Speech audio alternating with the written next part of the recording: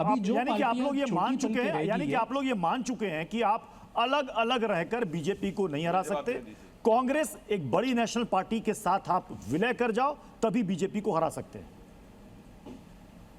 नहीं, देखिए इसमें मेरी बात ये थोड़ी देर पहले भी मैंने कहा था कि आप ही के सहयोगी का बंटवारा नहीं होना चाहिए। जी, आप ही के सहयोगी संजय राउत तो इसके लिए तैयार है। वो तो कह रहे हैं कि शरद पवार जी को अगुवाई करनी चाहिए और अपने साथ छोटी छोटी पार्टियों को लाना चाहिए। मैं आपसे पूछता हूं, आपकी पार्टी छोटी है? नहीं, देखिए मैं क्या बोल रहा हूं कि संजय राउत, जैसे मैंने थोड़ी देर पहले कहा, लोकतंत्र में सभी को अपना अपना मत रखने का अधिकार है। उस हिसाब से संजय राउत ने उनको जो चाहिए बोला था। मैं ये कहने जा रहा हूं कि ये पार्टियां छोटी हो गई है और इसके लिए कांग्रेस के साथ जाना चाहते हैं, नहीं तो बीजेपी को नहीं हरा सकते। ये मेरा बिल्कुल कहना नहीं है। मेरा कहना ये है कि धर्मनिरपेक्ष वोटों का बंटवारा नहीं हो, इसीलिए समान विचार। क्या आपको लग रहा है कि इनके बीच में बन जाएगी बात? प्रदीप जी देखिए इनमें कोई समानता नहीं है, एक दूसरे के पीठ में छुरा घोंपने वाले लोग हैं। मैं आपको एग्जांपल से दूंगा। कांग्रेस आम आदमी पार्टी के साथ लोकसभा में अलायंस करती है, उसके बाद दिल्ली में कांग्रेस और आम आदमी पार्टी लड़ते हैं, नतीजा क्या निकलता है? दोनों हारते हैं। समाजवादी पार्टी ने कांग्रेस के साथ अलायंस करा, यूपी के 2 लड़े, क्या हुआ? दोनों के दोनों विपक्ष में बैठे। अलग लड़े, क्या हुआ? दोनों के दोनों विपक्ष में बैठे। डीएमके और कांग्रेस पार्टी ने एक दूसरे को ब्रदर्स बुलाया, ऐसा लग रहा था कि 7 जन्मों का साथ रहेगा। डीएमके को पार्टी ने गोपा, शरद पवार को अपनी पार्टी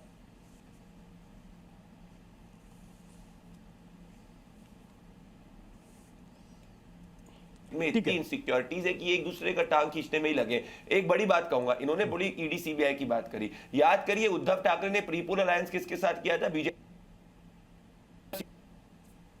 प्रदीप जी, बार बार आपका वीडियो जो है वो ब्रेक हो रहा है, कुछ तकनीकी दिक्कत है, उसको मैं ठीक कराता हूं। मैं हर्षवर्धन सर का रुख करूंगा। हर्षवर्धन सर, संजय राउत उनकी पार्टी दूसरे दलों को तो सलाह दे रही कि आ जाओ और विलय कर लो। क्या शिवसेना भी खुद विलय करने को आपको लगता है तैयार? उद्धव ठाकरे तैयार हो गए?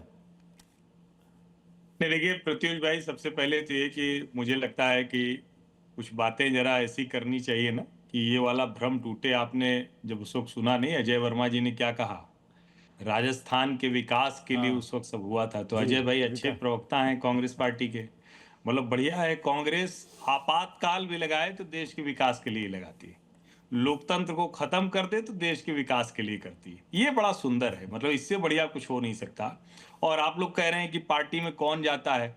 अभी सोचिए, मुझे जहां तक ध्यान में है, अलका लांबा जी महिला कांग्रेस के अध्यक्ष हैं, वो कांग्रेस से आम आदमी पार्टी से कांग्रेस में गई। एनएसयूआई जो इंचार्ज है कन्हैया, वो कम्युनिस्ट से कांग्रेसी हुआ। जो योगेंद्र यादव हैं वो पहले कांग्रेस के साथ थे, फिर आम आदमी पार्टी में गए, जब यहां से भगाए गए तो फिर से कांग्रेस के साथ है। तो ये सब आपस में ही चल रहा है। ये भी एक भ्रम फैलाया गया है कि देखिए भारतीय जनता पार्टी में सब चले जाते हैं। दूसरा, भारतीय जनता पार्टी अपने एजेंडे को लेकर तो बहुत एकदम, जिसको कहते हैं ना कि स्ट्रांग रहती है, वो तो कोई कसर छोड़ती नहीं। उद्धव जी भाजपा के साथ चुनाव लड़ते हैं, मुख्यमंत्री बनने के लिए चले जाते हैं कांग्रेस की तरफ, जहां कोई विचारधारा का मेल नहीं, कुछ भी मेल नहीं था। तो मुझे लगता है कि ये तो है राजनीति की सच्चाई है। और मैं कई बहस में कह चुका हूं, आज फिर से कह रहा हूं, किसी भी चुनाव चिन्ह पर जीता हुआ प्रतिनिधि अगर अपना दल छोड़े तो उसकी सदस्यता रद्द की जानी चाहिए। लेकिन ये तब नहीं मांग होनी चाहिए जब भाजपा के तरफ जा रहे हो। सभी का, कोई भी राजनीतिक दल है, कोई सिंबल पे जीता, जनता उसको चुनाव चिन्ह पर जिताती है। और अगर वो पलटे, ये चुनाव सुधार होना चाहिए, ये आए, सबसे पहली बात तो ये जरूरी। दूसरा, जब हम ये कह रहे हैं कि कौन सी पार्टी टूटेगी, शिवसेना टूटेगी, क्या शिवसेना तो टूटी ही हुई है।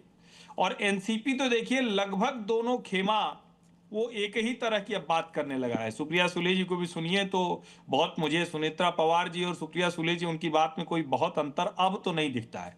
और शरद पवार साहब तो वैसे भी मतलब ऐसे मौकों पर जब राहुल गांधी को उनकी बहुत जरूरत होती है तो वो कुछ और बात कर रहे होते हैं।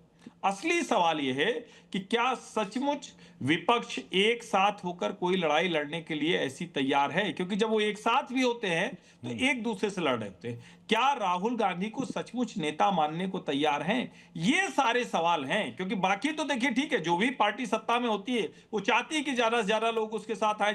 अब ये जरा बताइए, तमिलनाडु, और इसका जवाब अगर दे पाए तो बड़ा अच्छा होगा।